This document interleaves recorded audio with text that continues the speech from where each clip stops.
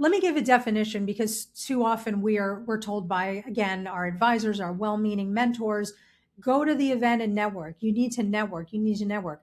And then the challenge with that is, number one, they don't actually tell us what it is. They don't tell us how to do it.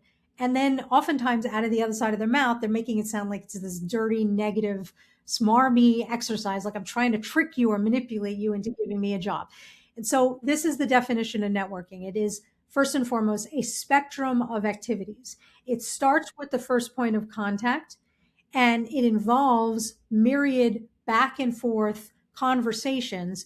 And the magic of networking is that we're building a win-win relationship over time, investing in the long haul part of the relationship. So me going to a networking event once is not networking, it's meeting people.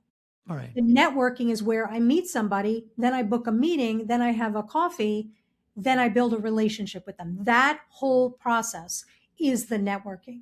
And so if you look at that, you are starting the relationship when you meet somebody or when you reach out to them on LinkedIn. That is starting the relationship, but you have to have the conversation, you have to have the meeting, and you have to have it ideally privately and quietly, not in a networking mixer, not at a bar, not at a conference, because you need to have that time where you get to know each other without the outside stimulation and potential, like, distractions and things that could derail the conversation and could potentially lead to a relationship not being built.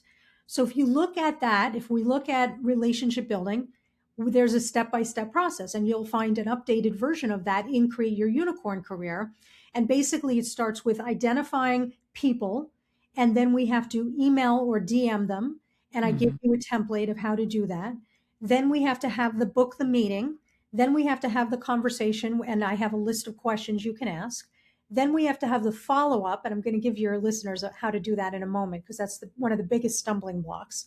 And then we continue growing the relationship over time. So that's the basic architecture of the template of the plan to build a network and to network. And by the way, I just want to clarify, the majority of the networking that I do that allows me to build and continue to grow and scale and future-proof my unicorn career is not done in person.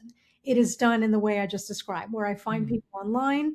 I'm introduced to people. Of course, you and I met through a fellow colleague. And so it's connecting virtually, having Zoom coffees, and then building the relationship from there. You do not have to necessarily go to an event in person.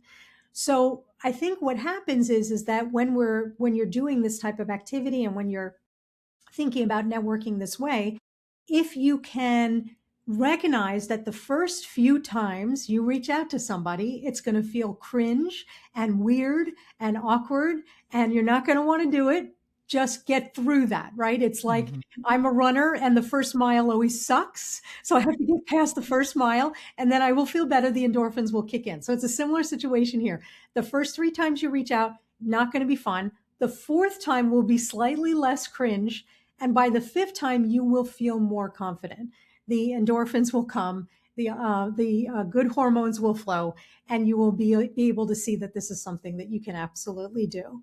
And so there is a method to do this, and there is a way to do this so that you honor yourself and you honor the other person. And it really comes down to aiming to see how you can help the other person in the course of these conversations. And that might just be, is there somebody I can introduce you to?